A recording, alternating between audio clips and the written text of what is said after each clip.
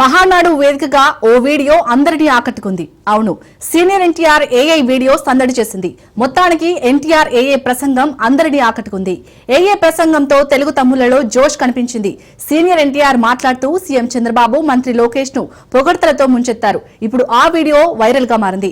సికింద్రాబాద్ కు tank bund తో తాను సాంస్కృతిక వారధి కడితే ఆ తర్వాత సైబరాబాద్ అనే కొత్త నగరాన్ని పుట్టించి తెలుగు నేలకు ఆధునిక ప్రపంచానికి సాంకేతిక వారధిని కట్టించిన వాడు చంద్రబాబు అన్నారు. లక్షల రూపాయల జీతం గురించి ఏనాడైనా కలగన్నామా? దాన్ని సాధ్యం చేసింది తెలుగుదేశం ప్రభుత్వమే అని చెప్పడానికి గర్వంగా ఉందన్నారు ఎన్టీఆర్.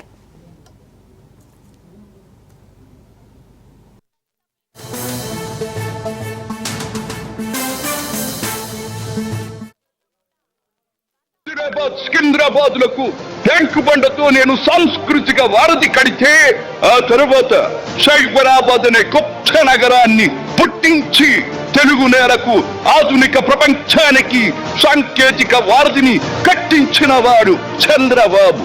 లక్షల రూపాయల జీతం గురించి ఏమాడైనా కలగన్నామా?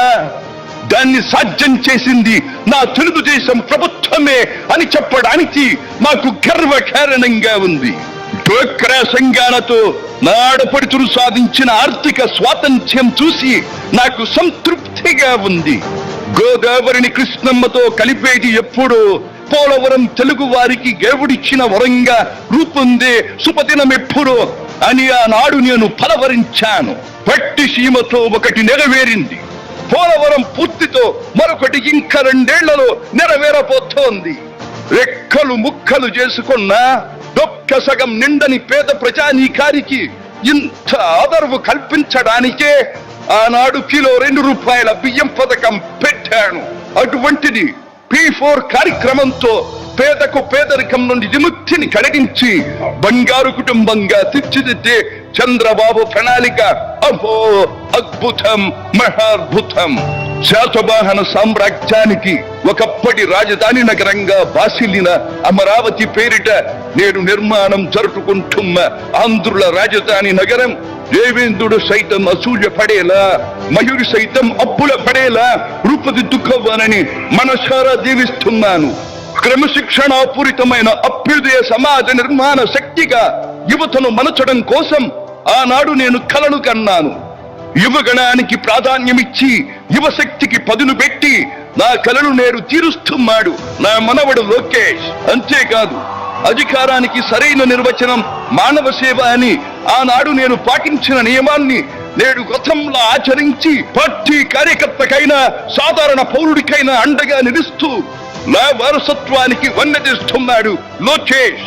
గగన సీమ నుండి ఇది చూసి అయ్యారే ఫలా ఫలా మనవడా ఫలా అని మురిసిపోతోంది నా మనస్సు.